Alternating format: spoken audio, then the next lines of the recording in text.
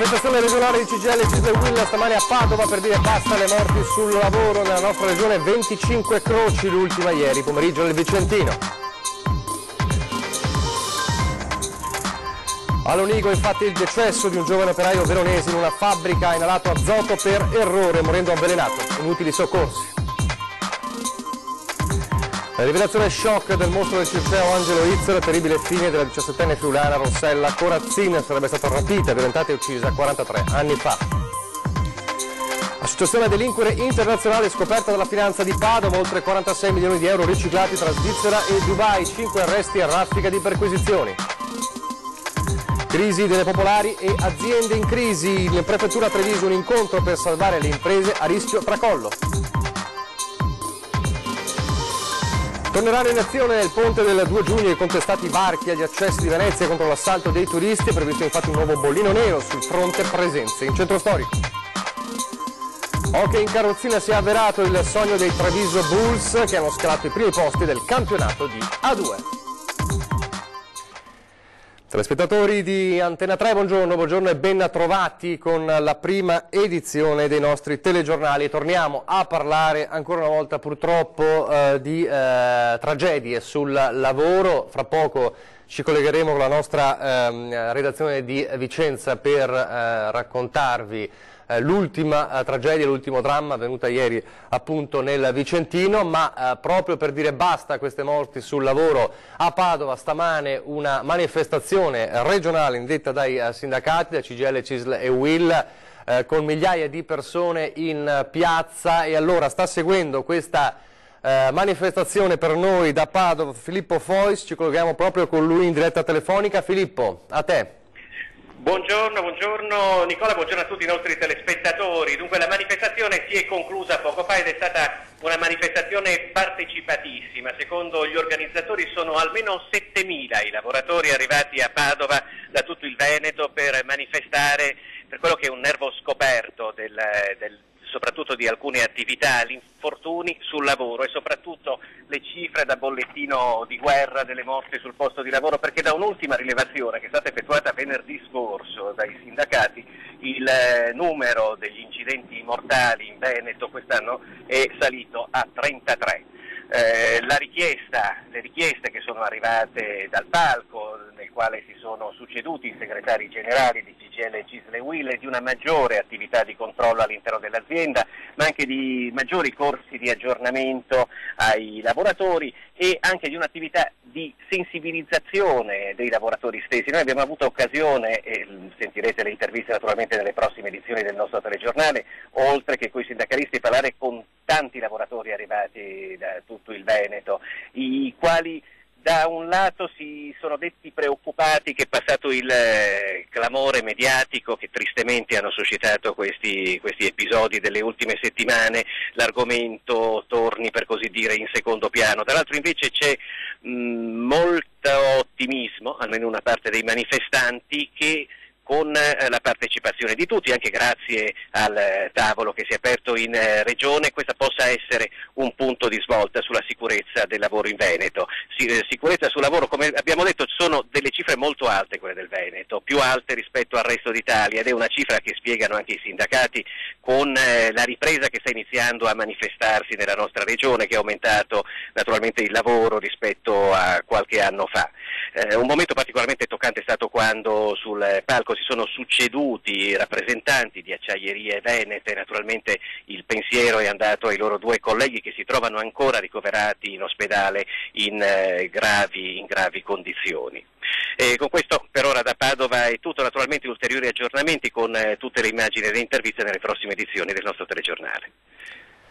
Grazie a Filippo Fois. Allora, l'ultima di queste croci sul lavoro purtroppo è stata registrata ieri nel Vicentino a Lonigo, dove un giovane operaio veronese è morto avvelenato dall'azoto. Allora, in diretta per noi dal Lonigo, Gabriella Basso. Gabriella. Buongiorno a te telespettatori di Antenna 3, ennesima tragedia sul lavoro nel Vicentino, avrebbe indossato la maschera convinto di respirare ossigeno, invece era azoto, quando i colleghi lo hanno trovato era già a terra esanime. A perdere la vita, asfissiato, ieri pomeriggio il tecnico Andrea Gagliotto, 36 anni, nato ad Arzignano ma residente a San Giovanni di Larone nel Veronese, vittima secondo le prime ricostruzioni di un incidente sul lavoro nella sede della Almisano della FIS, specializzate nella produzione di intermedi e principi attivi per l'industria farmaceutica. Sono le 17 quando si consuma la tragedia in una stanza dedicata all'essiccamento di prodotti, dove alcuni colleghi hanno visto appunto il perito Gagliotto a terra esanime. Un'azienda questa che è particolarmente attenta comunque alla sicurezza. Inizialmente la morte era stata attribuita ad un malore, ma con il passare delle ore è emerso l'incidente, confermato dagli investigatori. La procura a riguardo ha aperto un'inchiesta e verrà nominato un consulente. I primi sanitari intervenuti sul posto hanno cercato di animare l'uomo per 40 minuti, ma non c'è stato nulla da fare.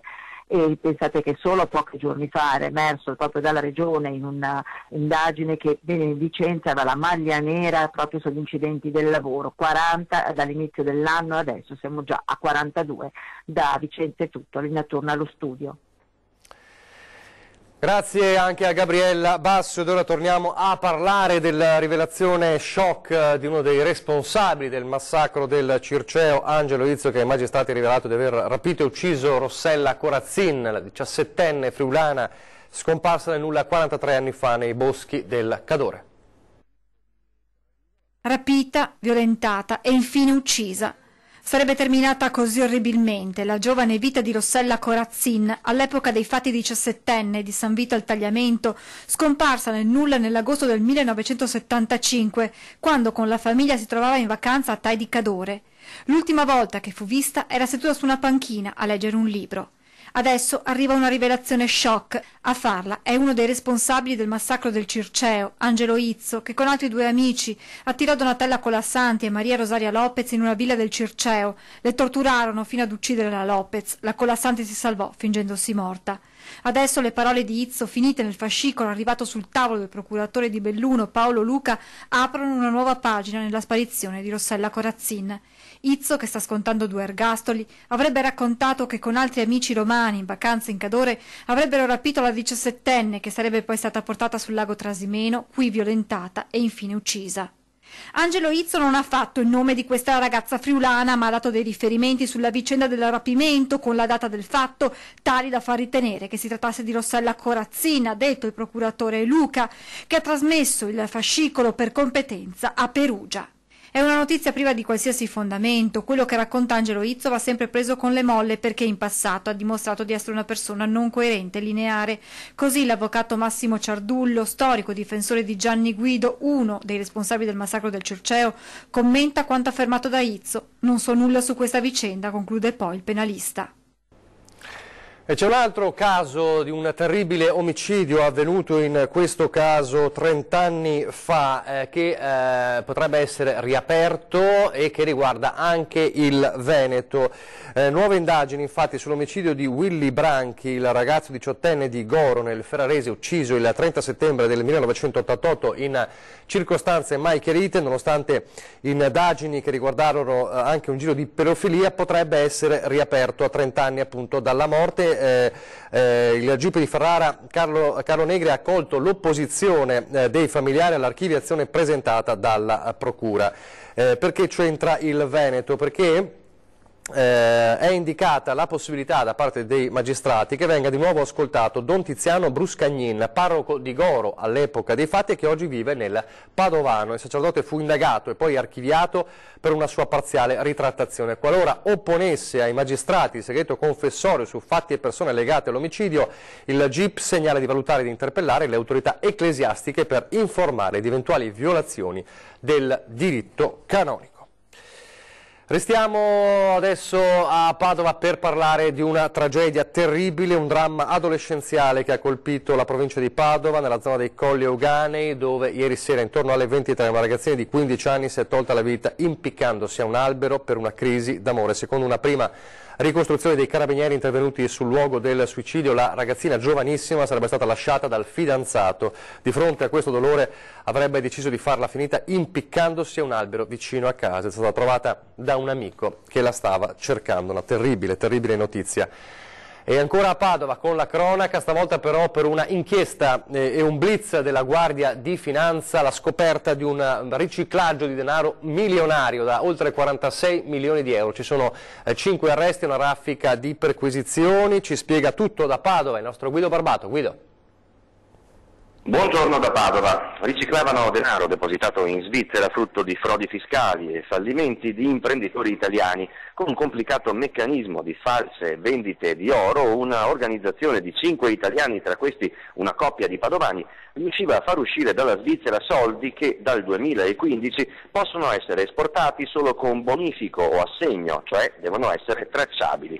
La loro organizzazione, smantellata dalla Guardia di Finanza di Padova su ordine della Procura Euganea, per questo servizio si tratteneva dal 5 al 10% di percentuale, permettendo così a un 60enne padovano di tenere un tenore di vita altissimo: appartamento in Piazza della Frutta, in centro con vista sul Salone, attico con piscina sulla Torre di Jesolo, Maserati, Jaguar. Beni tutti sequestrati dalla Procura. Complice dell'organizzazione una 42enne padovana da anni residente a Dubai.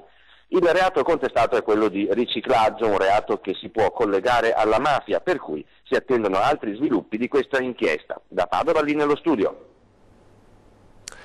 Grazie a Guido Barbato. Adesso parliamo del crack, delle crisi delle popolari e delle aziende che di riflesso vivono situazioni molto difficili. Ieri in prefettura a Treviso un incontro per salvare le imprese a rischio tracollo.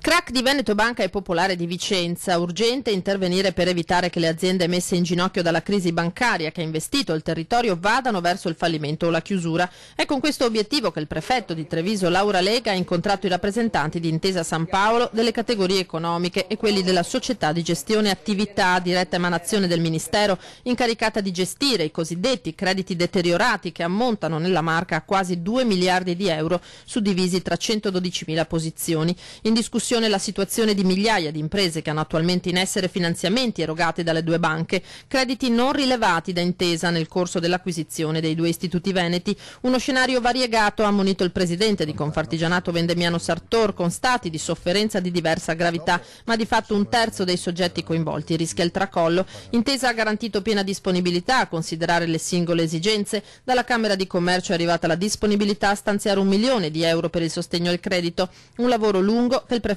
si è impegnato a intraprendere anche per i risparmiatori truffati. E di banche, come sappiamo, e di risarcimento ai risparmiatori ha parlato ed è stata una delle prime cose che ha detto il premier incaricato Giuseppe Conte. In questo momento a Roma la situazione è tornata difficile, come sapete lo scoglio questa volta è sul nome di Paolo Savona come probabile ministro dell'economia e del tesoro, voluto, fortemente spinto da Salvini e Di Maio, che hanno realizzato, come sapete, il contratto di governo, ma che trova l'opposizione del capo dello Stato Sergio Mattarella, soprattutto per le idee di Savona e i suoi concetti su Europa ed euro. Dunque ci sono di nuovo ombre sulla formazione del governo. Intanto in ogni caso c'è un invito al nuovo probabile governo da parte dell'economia veneta, soprattutto dopo dati preoccupanti di rallentamento diffusi ieri da Unioncamere Veneto. Rallenta la crescita per le imprese del Veneto secondo lo studio trimestrale realizzato da Unioncamere. Da gennaio a marzo 2018 la produzione industriale è comunque aumentata del 3,2% rispetto allo scorso anno, ma si registra una stagnazione rispetto all'ultimo trimestre 2017. La variazione destagionalizzata è di meno 0,1%. Anche ordinativi e fatturato estero mostrano questo rallentamento e emerge soprattutto nel fatturato estero un rallentamento più consistente. Uno stop che gli analisti attribuiscono all'incertezza politica del periodo preelettorale e di quello immediatamente successivo al voto del 4 marzo. Ma ora che si sta arrivando all'insediamento del governo di Lega e 5 Stelle, la preoccupazione per gli annunci di misure protezioniste che potrebbero da un lato provocare un aumento dei costi di produzione, dall'altro un calo della domanda dall'estero a causa di possibili ritorsioni su eventuali dazi. Noi abbiamo un manifatturiero altamente internazionalizzato. Abbiamo una prospettiva di oltre 200 milioni di nuove benestanti nel mondo che chiedono Made in Italy. È chiaro che se abbiamo strumenti che incominciano a aprire la logica delle ritorsioni, non possiamo che farci del male. L'appello del Presidente delle Camere di Commercio Venete al nuovo governo è di chiarire il prima possibile le proprie intenzioni in materia di economia. Se ci sono investimenti li si fanno in stabilità, quando c'è instabilità si inizia un po' a dire chiudiamo da questo stabilimento, blocchiamo queste opere, questo crea problemi, lo vediamo nella borsa, lo vediamo anche le reazioni che ci sono. Prima del meteo, ok? Adesso parliamo proprio di questione Europa e di mercati. Ne hanno parlato le persone che avete visto nel servizio, i rappresentanti dell'economia del Veneto, perché come sapete c'è uno scoglio sull'Europa e uno scoglio che secondo Massimo Cacciari, presente ieri a 20:10, ospite del nostro direttore Luigi Bacialli, è una sorta di alibi. Un alibi populista. Allora sentiamo le sue parole, come sempre molto forti, quelle del professor Cacciari, sulla alibi Europa. Non ha combinato l'Europa i 2.400 miliardi di debito, non è colpa dell'Europa. L'Europa, se non ha, negli ultimi anni l'Europa, Mario Draghi, ha il grande merito di averci comprato a tassi di interesse zero i nostri titoli, se no andavamo a remengo. E adesso la situazione è molto preoccupante. Perché è preoccupante? Ma non perché c'è l'Europa, perché ci sono i mercati, non perché c'è l'Europa. Perché se noi continuiamo ad aumentare il debito senza riforme di struttura che limitino i costi dello Stato, della politica, eccetera, manovre di struttura, se noi non affrontiamo queste questioni, cosa c'entra l'Europa? Cosa c'entra? È stata l'Europa che ci ha impedito di fare una riforma costituzionale, è stata l'Europa che ci ha costretto ad una legge elettorale in base alla quale siamo ancora qui con lo spread che vola e senza governo, è stata l'Europa. Ma vogliamo scherzare? Questo è l'atteggiamento infantile e regressivo che sta infettando la mente di tutti noi. Questo è proprio l'atteggiamento infantile, no? C'è il complotto, quello che mi capita è colpa di quell'altro, capito? Questo è un atteggiamento regressivo, liberiamocene, abbiamo problemi enormi, guardiamo la trave nel nostro occhio, cerchiamo di togliercela, questo sì possiamo togliercela con le nostre sole forze, dopodiché penseremo ai cattivi che ci vogliono male. Ma la trave in quest'occhio non ce l'ha ficcata il cattivo, ce la siamo ficcata noi. Queste le parole del professor Cacciari ieri sera a 20:10 con il direttore Luigi Bacialli. Adesso la pubblicità, poi torneremo a parlare di varchi a Venezia.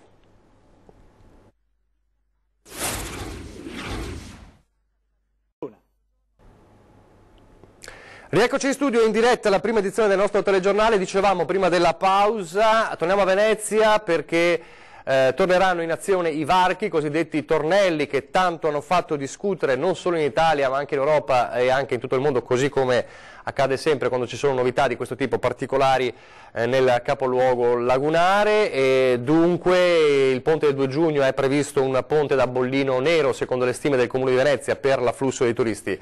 Ilaria Marchiori da Venezia. Buongiorno da Venezia, una settimana dal 2 giugno in laguna si prevede il pienone per quel weekend e il Comune sta pensando di riproporre le misure adottate in occasione del ponte del 1° maggio, dunque con il posizionamento dei tornelli all'ingresso della città e con la deviazione dei flussi nei momenti di maggior afflusso turistico. In realtà non è ancora certo perché la decisione ufficialmente verrà presa lunedì nel corso del Comitato per l'Ordine e la Sicurezza. Comunque, come nella sperimentazione di inizio maggio, il personale di polizia locale presiederà i varchi. Non è da escludere che si tratti anche di una manovra per cercare di dissuadere parte dei turisti, dal momento che nella prova generale, come molti di voi ricorderanno, non era stato in realtà necessario attivare i tornelli, perché già le sole indicazioni avevano fatto desistere i turisti dall'intraprendere alcune di queste zone e quindi andare esattamente dove mandavano le indicazioni. Nel caso si dovesse comunque provvedere con la chiusura come nella precedente circostanza, il provvedimento riguarderà sempre solo i turisti, perché i residenti col documento d'identità e anche in possesso della carta Venezia Unica potranno circolare liberamente. Nel corso della sperimentazione, lo ricordiamo, non era servita, ma comunque verrà valutata anche l'eventuale chiusura del Ponte della Libertà in caso di un afflusso anomalo, con il passaggio riservato ai soli mezzi autorizzati e ovviamente a chi ha parcheggiato in Piazzale Roma oppure nella zona del Tronchetto.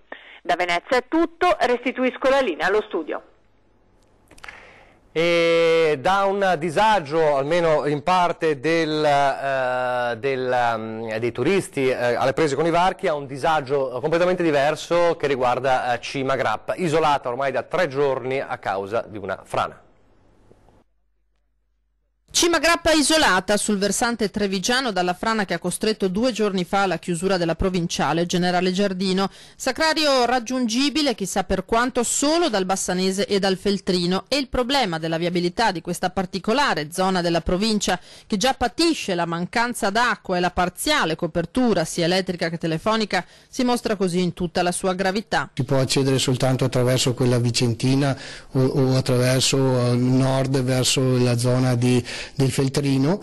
E cosa stiamo facendo? Al momento è stata chiusa la strada, c'è la possibilità, oppure stiamo valutando delle possibilità alternative con una viabilità però carrareccia che rende alquanto improbabile la possibilità di arrivarci attraverso con i mezzi normali, macchine e quant'altro. Paradossalmente sono anche contento che sia esplosa la questione, perché poi effettivamente sono 2 anni che stiamo chiedendo alle istituzioni, soprattutto a livello nazionale. È assurdo che si possa pensare al centenario della Grande Guerra, dove si vanno a investire anche 6 milioni di euro, per cui una cifra cospicua, e non pensare di dirottarne qualcuno per la viabilità di accesso. Dopo il botta e risposta sull'argomento tra il sindaco di Asolo Migliorini e il presidente della provincia Marcon, è dunque il presidente dell'Unione Montana del Grappa a intervenire. Nessuna sorpresa, dice, si sa da anni che occorre mettere mano alla viabilità, e le celebrazioni per il centenario della Grande Guerra sono state l'ennesima occasione persa per reperire fondi.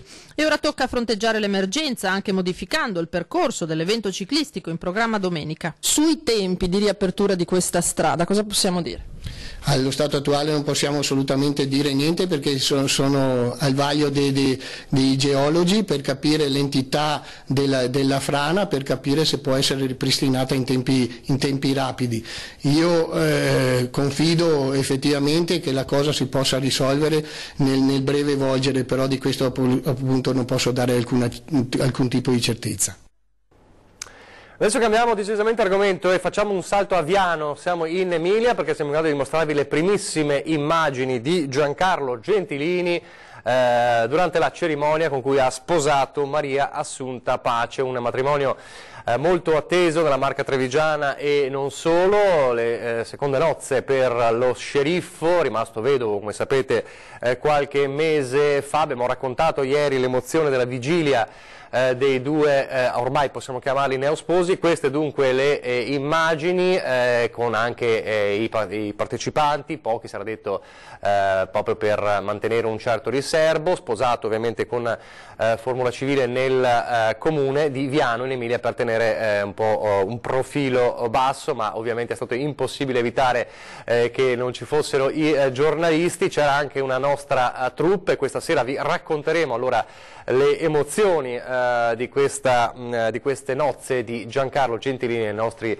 servizi sia sul telegiornale del Veneto ovviamente che nel telegiornale di Treviso. Queste dunque le immagini di Giancarlo Gentilini, neosposo.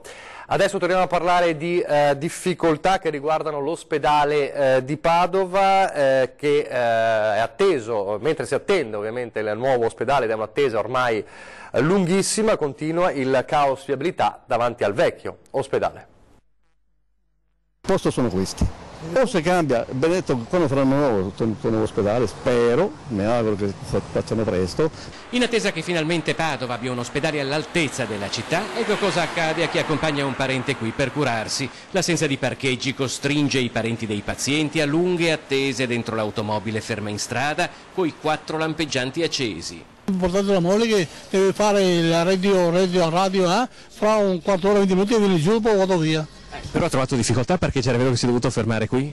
E perché ha difficoltà di parcheggiare, perché ho bisogno di parcheggio in fondo e se no ti giri tutto da Padova per trovare un posto di parcheggio. Ed è dovuto rimanere qui in macchina ad aspettare sua moglie? Eh sì, perché sennò oppure passa i vigili, oppure mi porto via la macchina, oppure la multa. Sto aspettando mia moglie perché l'ho portata dentro, deve farsi un piccolo intervento e non ho trovato posto. Sono stati gentili, mi hanno fatto anche entrare. Quando c'è una persona che ha problemi a muoversi ti fanno entrare, il problema è che i posti sono limitati e quindi ho dovuto uscire per forza, non ho trovato posto. Mi tocca, non ho altre scelte, cosa devo fare? Lei da dove viene? Io vengo da Treviso. Con qualche malumore chi deve lasciare l'auto va a caccia di un posto nei parcheggi a pagamento.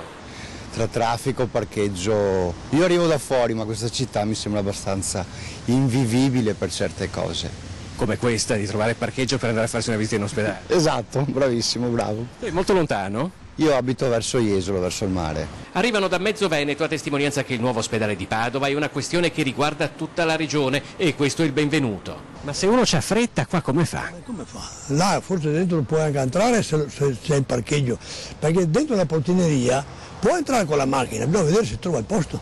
Perché spesso non si trova, dico. Si trova. Allora parliamo di sport e di hockey in carrozzina perché si sta avverando il sogno dei Treviso Bulls che hanno scalato i primi posti del campionato di A2. Quarto posto ai play-off di A2 di hockey in carrozzina per i Treviso Bulls, un sogno che si è avverato alle finali di Lignano per questa squadra nata solo 5 anni fa dopo l'esperienza dei Black Lions di Venezia, che ha conquistato dunque una posizione di vertice che ha riempito di soddisfazione i suoi giovani atleti. Una coppa dà un'enorme soddisfazione perché raggiunta davvero con una grande unità di squadra e raggiunta a poco tempo dalla nascita del nostro team che diciamo è sorto nel 2013, quindi è davvero molto giovane, insomma, quindi è una grande soddisfazione.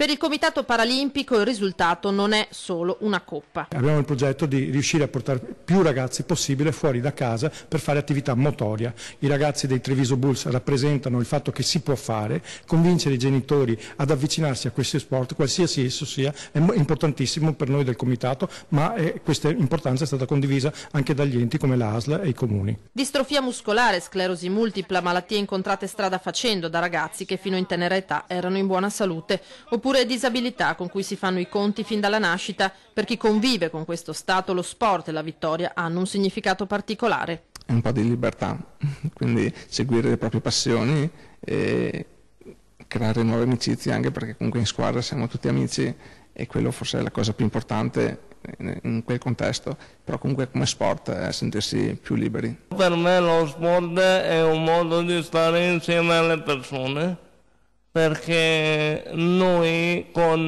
disabilità siamo spesso da soli, appunto per colpa, diciamo, di quella disabilità che purtroppo ci portiamo avanti da tutta la vita.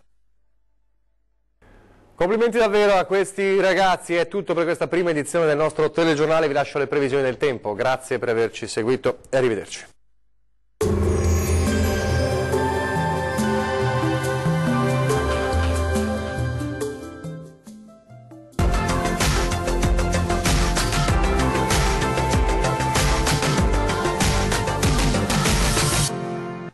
Ben ritrovati al meteo. Bel tempo sul Triveneto grazie all'anticiclone Scipione. Vediamo il dettaglio di sabato 26 maggio.